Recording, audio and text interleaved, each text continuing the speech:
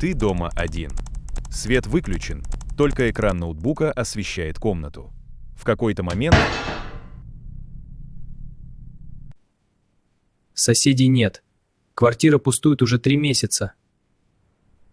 ремонт. В 2 часа ночи. Нет. Звук слишком точечный. Как будто сверлят. Но осторожно. С определенной глубиной. Если это отверстие, его сделали изнутри той квартиры. Но доступ к ней только у управляющей.